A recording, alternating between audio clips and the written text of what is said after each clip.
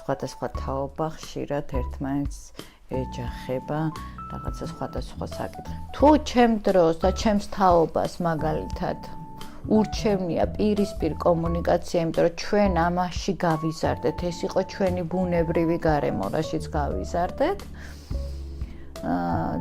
ჩვენი შვილების თაობა ციფრული თაობა. აქ არის თაობებს შორის ჯახი არის ორი მიმართულების საქართველოში განსაკუთრებით. ერთი არის რომ უფროს თაობას გონია რომ მას მეტი გამოცდილება რო აქვს უკეთ იცის, მიუხედავად იმისა რომ ამ ტექნოლოგიებში არ უცხოვრია და გარტყმაში არ არის რეალურად. რამდენიც არ უნდა გელაპარაკო ჩინურად და როგორ შენთვის მნიშვნელოვან საკითხზეც არ უნდა გესაუბრო, გაიგებ. ამიტომ როდესაც ჩვენ საუბრობთ ჯახზე, აი ახლა მე მაგალითად ჩემ ბევრი მეგობარი ამბობდა, რომ აი შენ ჯენსი არჩევნებზე რაღაცა საკმარისი არ გააკეთა. სად წერია საკმარისი რამდენი არის?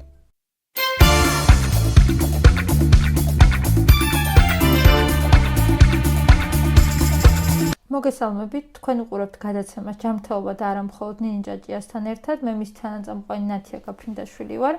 სანამ უშუალოდ თემაზე გადავალ, მოგიწოდებთ რომ გამოიწეროთ ჩვენი არხი და ლაიქოთ ეს ვიდეო. დღევანდელი ჩვენი სასაუბრო თემა კი შეეხება თაობებს შორის კომუნიკაციას, რა პრობლემები იჩენს ხოლმე თავს თაობებს შორის კომუნიკაციის დროს და როგორ უნდა მოვაგვაროთ ეს ყველაფერი. სხვადასხვა ვიდეოში, როდესაც თუნდაც ოჯახურ თემებზე ვსაუბრობთ ან წყვილებთან ურთიერთობებზე, ხანდახან შევხებივართ ხოლმე ამ საკითხებს, თუმცა დღეს უფრო უშუალოდ აი კომუნიკაციის საკითხებზე გადავალთ. გამარჯობა ნინი. გამარჯობა. მოდი ხო მე ძალიან მომეწონა შენ რაც დაარქვი ამას თაობების ჯახი. თაობების ჯახი. რომ მომწერე რომ ჯახი ჩავწერო და ძალიან მომეწონა ხო რაღაცა კომუნიკაცია რაღაცა ისო და არ და ჯახია ხო? ეხაც თუ შევხედავთ ჩვენს გარემოს საპროტესტო ტალღები და ისინი დიდია და ჯგუფებშიც ხო რაღაცა ერთი თაობის წარმომადგენლები მეორე თაობის წარმომადგენლებს პრეტენზიებს უყენებენ რომ ისინი საკმარისად აქტიურები არ არიან. სწორედ ესეც მიგვანიშნებს იმაზე რომ აი ეს სხვადასხვა თაობა ხშირად ერთმანეთს ეჯახება რაღაცა სხვადასხვა საკითხები და კომუნიკაციაზე მე როცა მოგწერე რომ აი კომუნიკაციის თემა არის მთავარი თქომანდ. კომუნიკაცია არის ის არხი, რესურსი, რომელიც ჩვენ გვეხმარება გარემოსთან ესეთი ჰარმონიული და ადაპტირებულები გავხდეთ, ხო? იმიტომ რომ კომუნიკაციით ჩვენ ვურთიერთობთ ერთმანეთთან.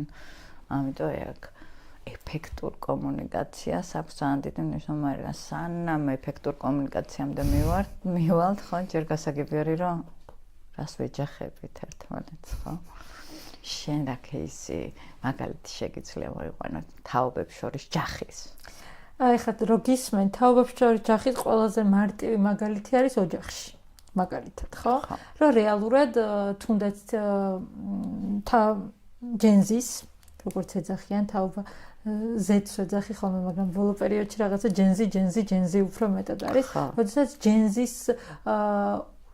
ჯენზი უნდათ რომ მოაქციონ, ანუ მილენიალებმა, ანუ უფრო ზევით X თაობამ, ზუსტად იგივენაირად, იგივე ფასეულობების გამზიარებლად ყავდეთ ჯენზიც და რეალურად ჯენზის სხვა ფასეულობები აქვს, ხო?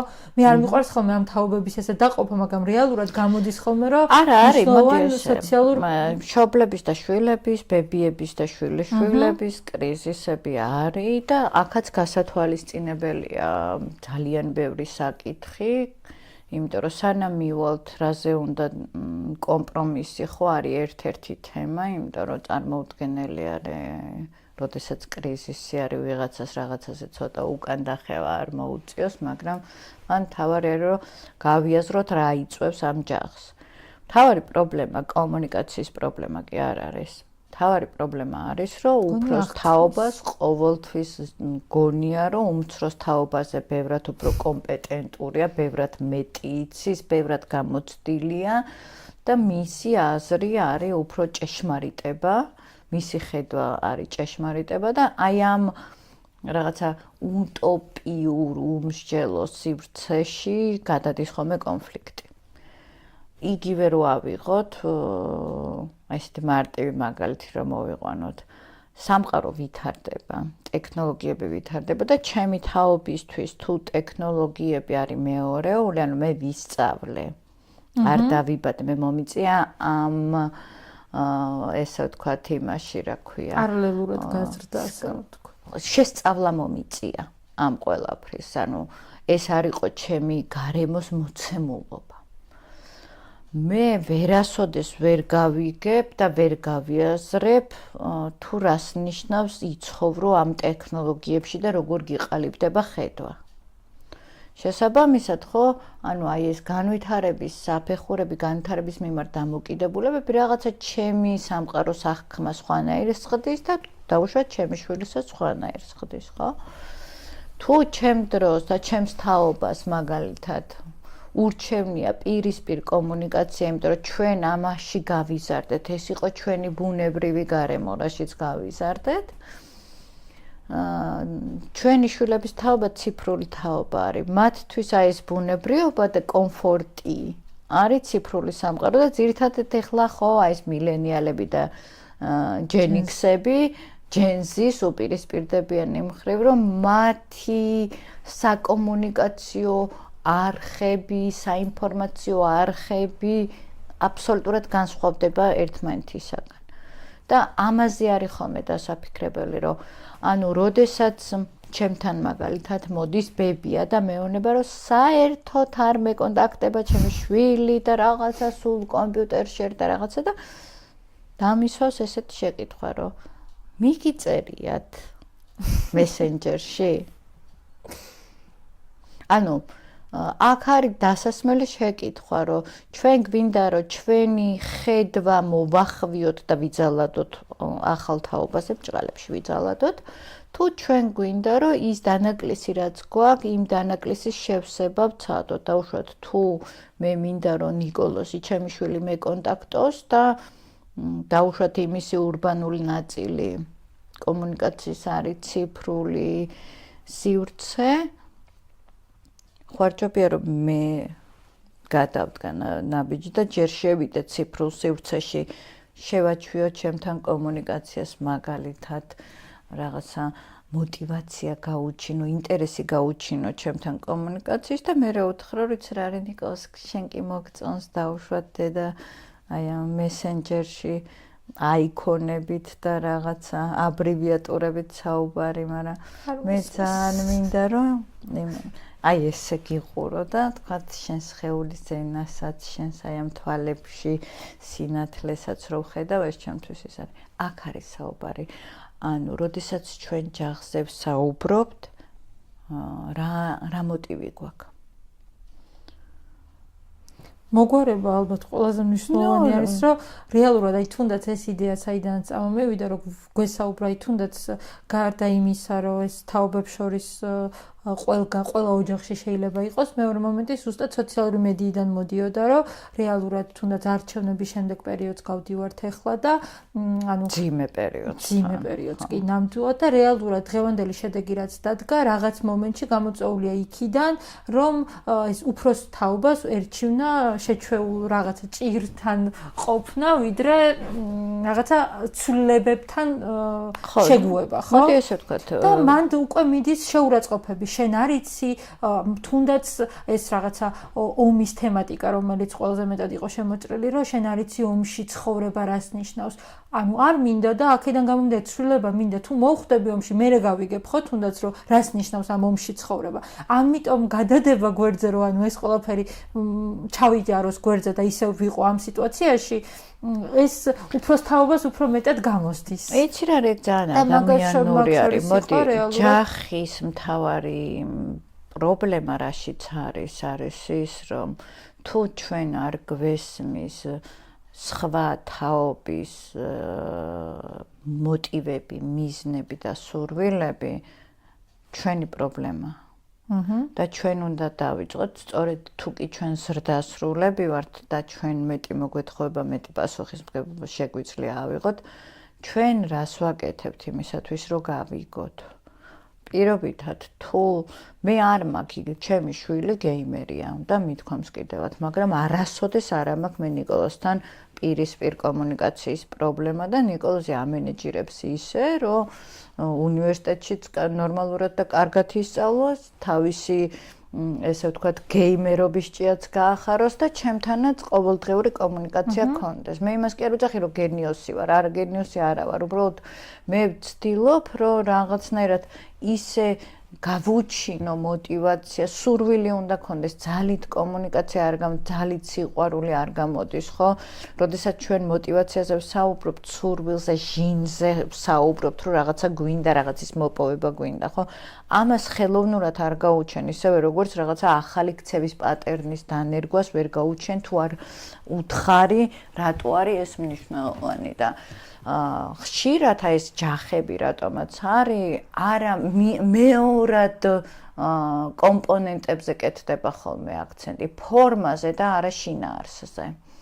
ამიტომ, როდესაც ჩვენ ვსაუბრობთ ჯახზე, აი ახლა მე მაგალითად ჩემ ბევრი მეგობარი ამბობდა, რომ აი შენ ჯენსი არჩევნებზე რაღაცა საკმარისი არ გააკეთა, სად წერია საკმარისი რამდენი არის.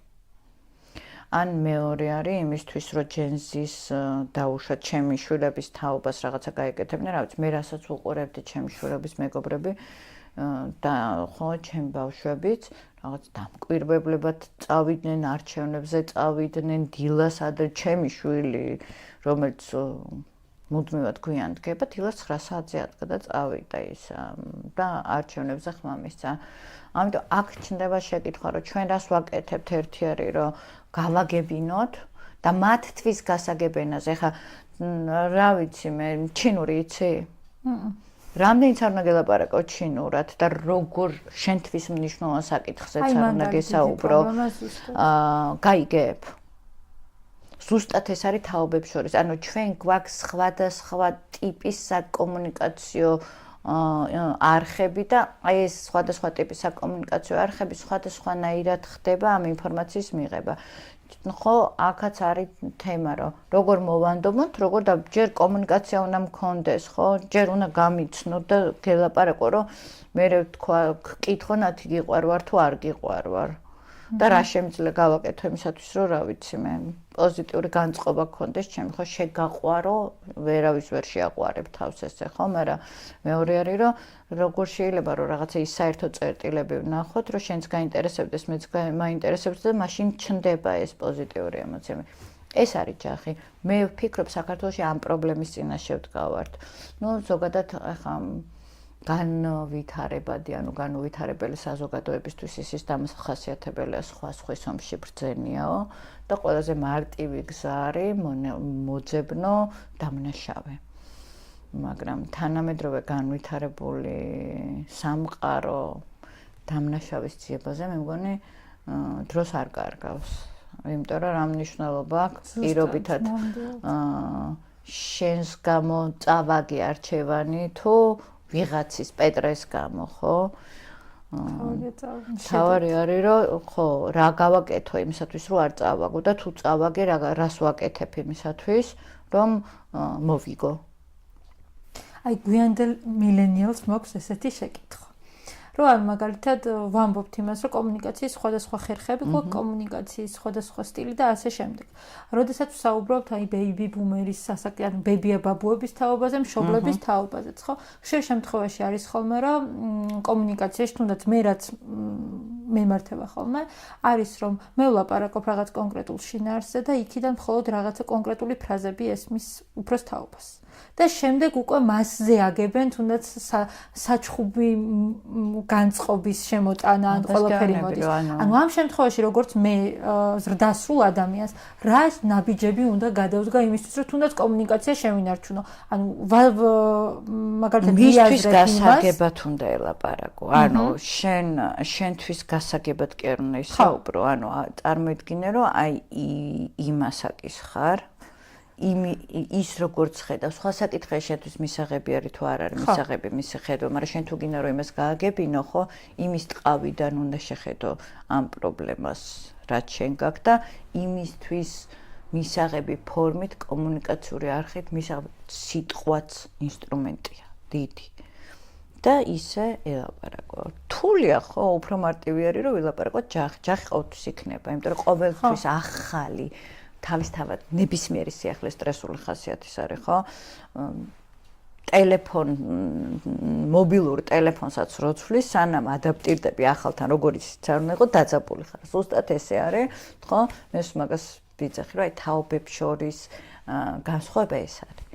ხო, ხშირ შემთხვევაში მე უკვე ჩაკეტილობა მიმდინარეობს, გაუცხოება მიმდინარეობს, ანუ კომუნიკაციაც აღარ დგება, იმიტომ რომ რეალურად რაც არ უნდა ეცადო პირობითად, რომ კომუნიკაციაში შეხვიდე, ან შეცვალო სტილი, შემდეგ უკვე რადგან იღებ თუნდაც ეს ჩასაფრებულს რაღაც ნაწილში ჩასაფრებულობაც გამოსდის, ხო? იცი რა, როცა არ გესმის იძაბები და უკვე მაგაზე ღელავ და შფოთვა გეწყება რა. მე შემიძლია ვთქვა, რომ მე ძალიან ბევრი ვიმეცადინე, რომ აი ეს ჩემი შვილის საკომუნიკაციო სლენგი მესწავლა, რომ საერთოდ არ მესმოდა რას ლაპარაკობდნენ და რაღაცას რომ მეუნებოდნენ, ხო აი პირველად რომ მითხრა, აუ დეშენ სლეი ხარ, ძალიან ცუდად მომხვდა ყურში და გაგუგლე და არ მოგეწონა პირველი. ხო და ძალიან ცუდად მომხვდა და რაღაც გინებას გავდა თითქოს, ხო რაღაცას.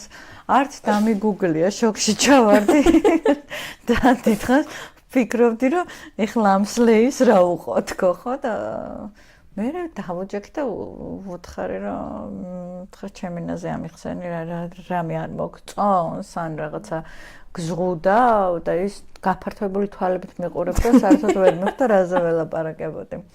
ზუსტად იგივე იყო რომ რაღაცა აიქონებით მელაპარაკებოდა, ანუ რაღაცა სიმბოლოებს მიგზავნიდა და თურმე რაღაცებს მელაპარაკებოდა და თითოეულ სიმბოლოს რაღაცა თავისი შინაარსი აქვს და მე ეს გოიმი ადამიანი, ჩემთვის რაღაცა გაღიმებული ადამიანი და იმაში ცინიზმი არ შეიძლება იყოს მაგალითად ან რაღაცა, ხო? ამიტომ ვისწავლე. თუ ჩვენ მიზანი რა არის, შემეძლო დამეიგნორებინა და მე თქვა რომ თუ მე დედა შენი ვარ და მელაპარაკე თუ შეიძლება ჩემთვის გასაგებ ენაზე, ან მეორე თემა არის რომ ვსწავლობთ ამ უცხო ენას. და მოტივაცია. ანუ მე როცა მინდა რომ ჩემ ახალ თაობას რაღაცა მოტივაცია შევქმნა, მისთვის მისაღებ ფორმით როგორ შემიძლია ეს გავაკეთო და როგორ შემიძლია ინტერესი გამოვიწვიო ახალ თაობაში იმ თემის მიმართ, რაც მე მაინტერესებს. ძალით არ გამოვა. ახლა რამდენი ერთხელ ძალადებ, ორჯერ ძალადებ, მესამეჯერ გაგექცევა. როგორი ჩმორიც არ უნდა იყოს რა. თორე პირველ ჯერზევე არ დაგიკრავს თავს და არ გააკეთებს და რას ისა. აქ არის თაობებს შორის ჯახი არის ორი მიმართულების. საქართველოში განსაკუთრებით.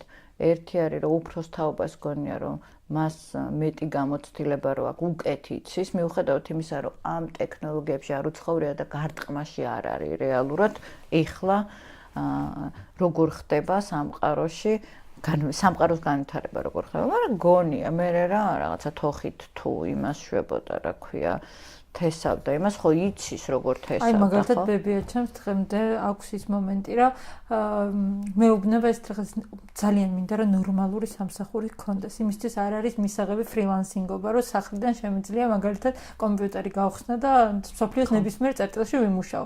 მისთვის ანუ მე არ მაქვს ნორმალური სამსახური.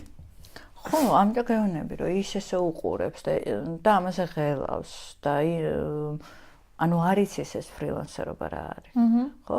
ან მეორე თემა არის რომ შენ რამდენად გიღირს, რომ დახარჯო ენერგია და აუხსნა რომ შენი ხო, უამრავი ციფრების მოყვანა შეიძლება, სტატისტიკის მოყვანა შეიძლება, რაღაც კონკრეტული მაგალითების მოყვანა შეიძლება, რომელთაც შეიძლება აუხსნა, რომ იცი რა არის, ბებო არ ინერვიულ, ის ხო ღელავს ამაზე.